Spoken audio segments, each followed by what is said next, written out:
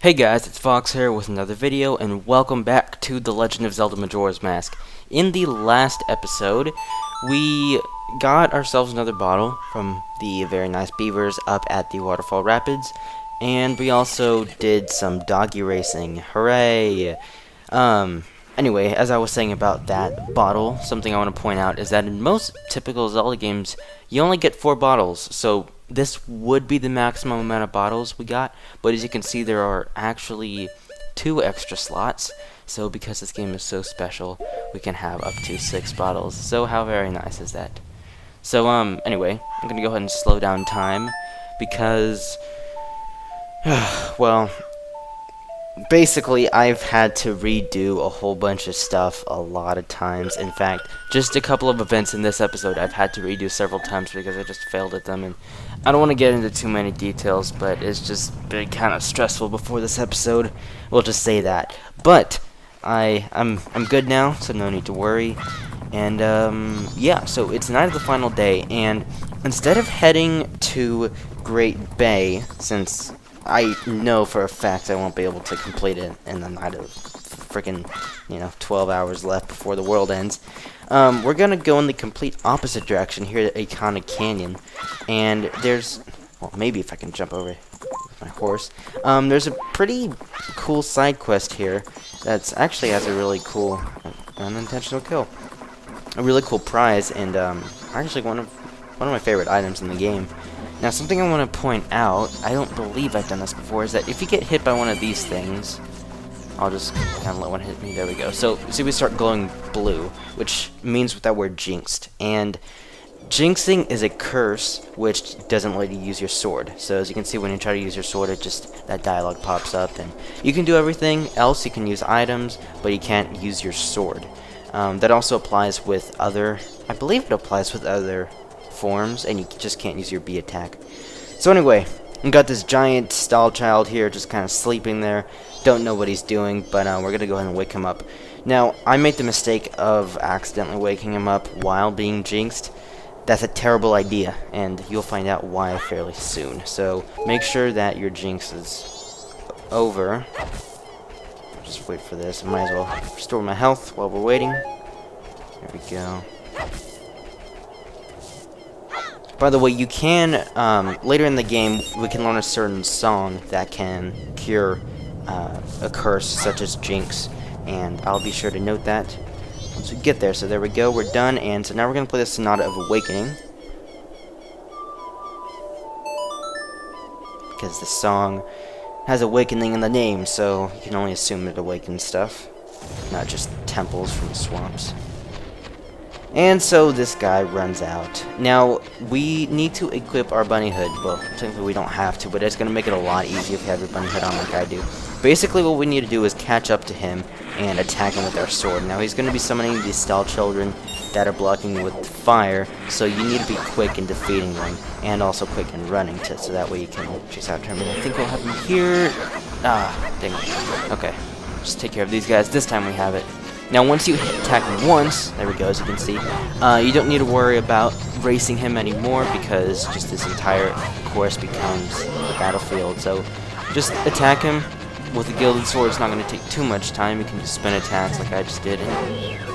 Oh, apparently he has a jumping attack. There we go, twice. I was not aware of his jumping attack, so careful with that. And there we go. Wait, it is my loss. Sheath your weapon. Now, I actually really like this scene. I find this a really touching scene. I commanded the Ikana army of Ikana Canyon atop the hill. I am called Skull Kita. Since being shamed by loss in a battle within my kingdom, I have waited here for one to come and awaken my soul. Young swordsman who has awakened and deftly defeated me, I shall rely on your power to fulfill my request.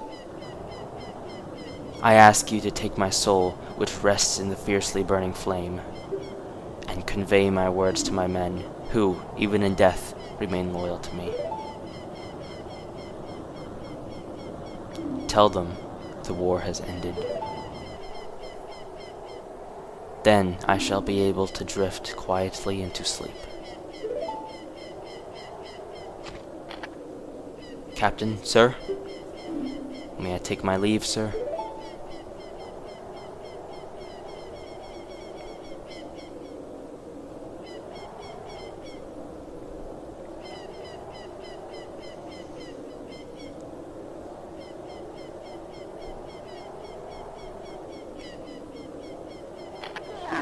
Yes, sir.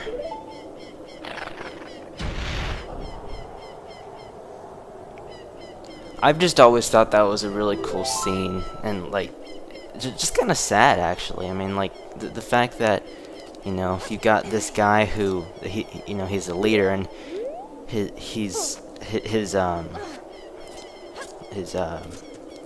like his army, I guess you could say, remains loyal to him even after he died, and he was never able to tell them that the war ended, so they're still fighting for him even though there's nothing to fight for. I just think it's, I don't know. I like that scene. Anyway, so back to the game.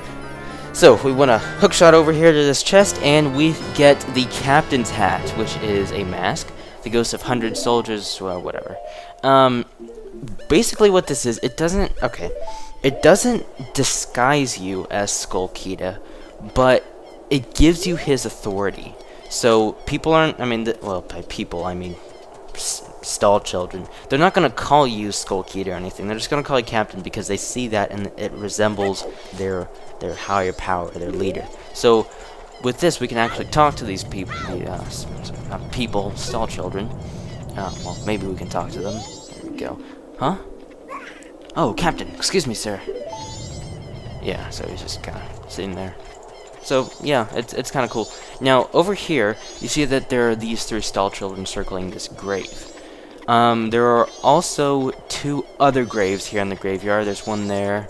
Well, I mean, there's more, but there's 2 other ones that they'll circle around on other nights. So the first night, they're going to circle around another one. Second night, a different one. And the third night, like we are now, this one.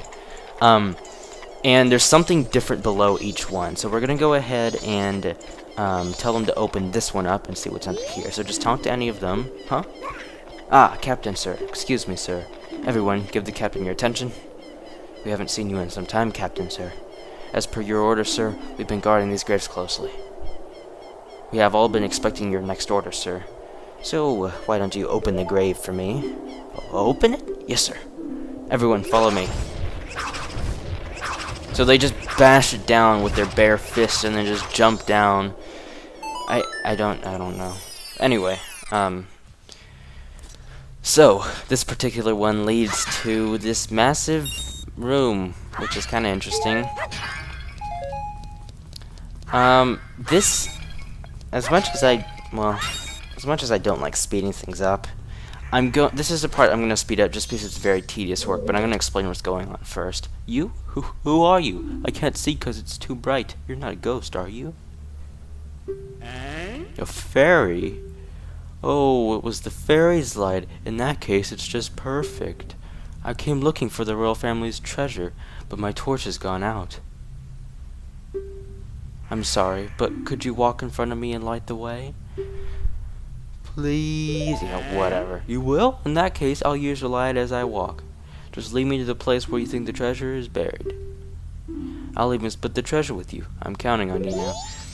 Alright. I hate this. Not just I do not like it. I hate this. Basically, we're using Tattle as a light for him because apparently he's blind in this room. And, there are these patches of dirt here. Yeah, I know. Oh, by the way, as you can see, okay, wall masters, or floor masters, I believe. I always get those confused. Anyway, they'll fall from the ceiling, so watch out for that. I get it, I'm trying to explain something. Okay, so anyway, there's these dirt things here, and what you want to do is you want to lead him to those dirt things, and there's going to be 3 particular ones, and see they're up high too, like on that platform. 3 of these dirt patches have a little blue flame in them. The rest have nothing in them, and you want to try to find those 3 with the blue flame. So you want to walk just super close to him. Oh, there's something strange about this. You want me to dig here? Yes. So gonna dig here, and this one, I know there's not anything in there. Nothing turns up. So you need to walk super slow and super close to him, because if you don't, I mean, there's like, has a tiny circle around him, and if you get outside of that, like here, he'll just walk away. So you need to stay super close to him. And I actually don't remember the exact spots that have the blue flame in them, so that's why I'm going to speed through this, because this process is, I mean, it's not going to take a long time, it's just, there's nothing to commentate about. So just to save you from boredom, I'm going to go ahead and just quickly speed through this. So I'll see you guys then.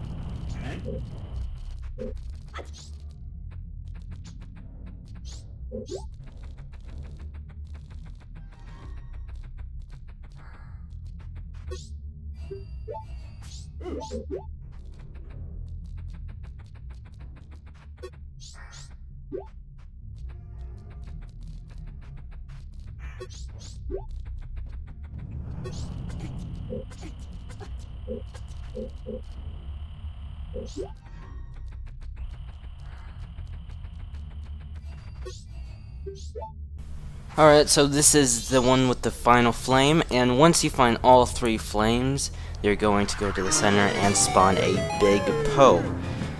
This thing really isn't too difficult if you're just careful with it.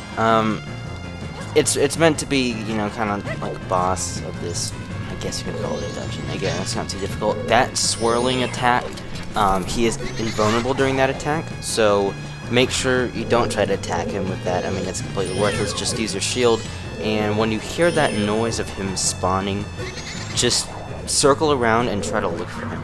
Now, the best way to attack him is with your arrows, which I don't know why I don't have them out yet. Let's go ahead and get those and start shooting at him. It'll take, I'd say 3 or 4 shots, I think, with your arrows, so it's really not that bad, and I didn't hear him spawn, so thanks for that. Usually after one of these swirly attacks, that's what I'm going to call it, is when he's vulnerable. Right when he spawns, he usually goes straight into the attack, so I'd recommend waiting for him to attack and then trying to shoot him. So let's see, that was 3 shots, and I believe one more will do it. Alright, one more left.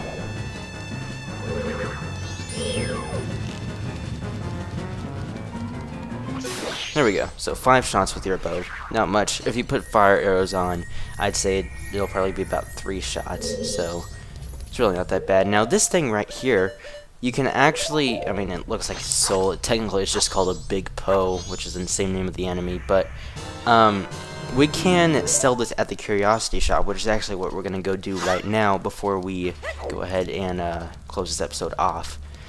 So there's a big chest that comes up here, and let's see what's in here. And right away we get our 5th empty bottle. So already 2 episodes in a row we've gotten an empty bottle. Not bad. There's nothing over here, so no use going over here. So we can't go up the same way we came because we jumped down a hole. However, if we go behind the area, we'll come into Dampe's house, which is kind of interesting. By the way, Dampe is the Gravekeeper guy. Oh, I found him. I ain't seen nothing. I don't know nothing. Well, there you go. Someone's afraid of ghosts. Kind of ironic since he is a Gravekeeper anyway, but whatever, not the point. Alright, so now that we have this big Poe, let's go and see how much we can, or how much the Curiosity Shop guy will buy it for. Except I know the exact amount, and trust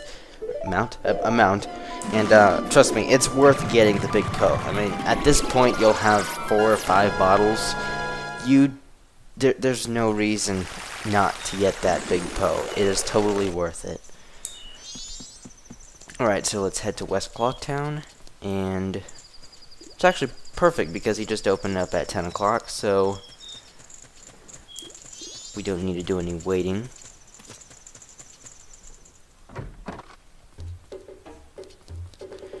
There we go. So let's go ahead and talk to you. Look around him, especially. Yeah, but I don't want to buy anything from you. Here, take my Poe. Oops, that's not what I wanted. Take it. Oh, maybe I have to talk to him. I think I just skipped through it too much. So yeah, I don't care what. Here we go. So I'll see item. Okay. So we push this and go to our Poe. 200 rupees. Yeah. So you can max out your wallet by selling him a Poe. So that's really not bad at all. No, you can't buy anything. So yeah, it's why wouldn't you get it? I mean, seriously, that's just an easy 200 rupees. Alright, so we're gonna go ahead and go deposit this, and then I'm gonna go reset time because there's nothing else I can do. There's only about 6 hours left because midnight approaches, and there are a couple things I want to do next. Both are actually kind of somewhat lengthy sequences as far as time. So we'll just go ahead and restart time, and there we go. So it's midnight. There's the clock tower doing its thing. I've never actually seen it do this in real time. I've only actually watched this doing it in the cutscene, so that's interesting. Anyway, so I think that's all I have for now. Like I said, I'm gonna go restart time, and in the next episode, we will continue with a couple more things that I want to get done before we go to Great Bay Temple. So, thanks for watching, and I'll see you in the next video.